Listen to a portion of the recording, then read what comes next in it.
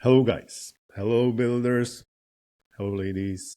Anyone who is a founder and is watching this experimental series of daily Stoic thinking for builders. I'm here back with day 2. And so, what do we have in store today? Today, we are going to talk about knowledge being freedom.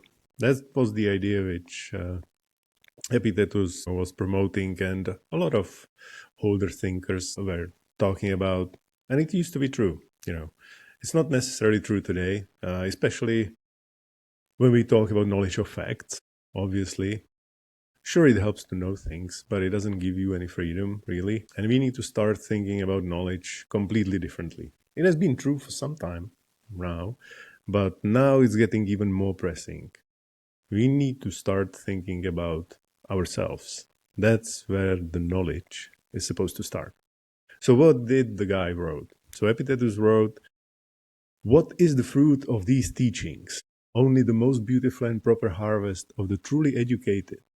Tranquility, fearlessness, and freedom. We should not trust the masses who say only the free can be educated, but rather the lovers of wisdom who say that only educated are." It's in one of his discourses again. And so, as I said, he was talking about the knowledge of facts and the world and our place in the universe. But he was also talking about knowledge of oneself. And I think that's the place where we need to focus our efforts today, because we have completely lost this part in the industrial busyness era, and we need to come back to it. So what gives you freedom, in my eyes, honestly, really is self-knowledge, or as they call it, knowledge of self. Know your mind and you can elevate it. Know your body, and you can strengthen it or heal it. Know your emotions, and you can control them and use them to your benefit. I think we can all start right there, because we all know emotions, for most of us or many of us, are still kind of like a hidden mystery universe which does its own thing. If you are a founder or individual builder, you need to know yourself. And the same thing goes for anyone wishing to call themselves a leader. And honestly, you can lead your community, you can lead your family. You are probably a leader of some sort, even though you may not think about it that way. And as a leader of anyone, you should be striving to know yourself, because you can lead much better.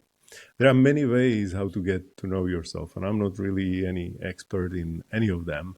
I've tried many over the years, obviously, because I got introduced to different forms of meditations and stuff early on. And obviously there was a part of wishful thinking in it. I remember when I joined college, my biggest wish was to levitate, learn to levitate. So, you can make whatever you want from that. But yeah, that was my wish. I don't think I ever did. Nobody actually confirmed it. I don't have any photos.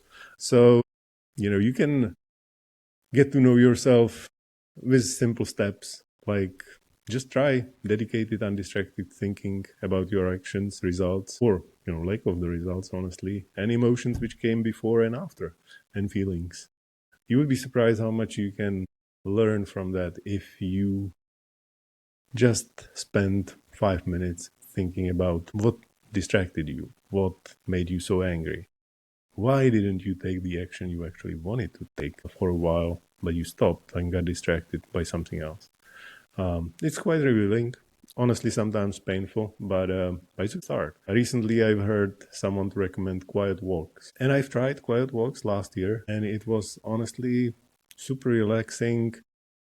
It didn't give me any extra peace of mind, but just walking in the nature or on the beach or running without headphones, without any podcasts, music, or anything, it was super refreshing, and I definitely felt that I was refreshed more than when my mind was just receiving some information all the time. You can try lifting session just with music or without music. So first, we need to be able to lead ourselves if we want to lead others. Don't believe in anyone leading any other person if they cannot control their temper. And I don't believe in success that is not based on your values and dreams. I don't believe that you can navigate today's noisy world without understanding yourself first. You have to find your own way, but we all have to find our way to be successful. And I don't mean material success. I think it was obvious from what I said before. I mean feeling of fulfillment from the work and we do and actions we take. I think knowing yourself will be the edge in the era of abundant knowledge and abundant technology. And I hope I got you thinking today.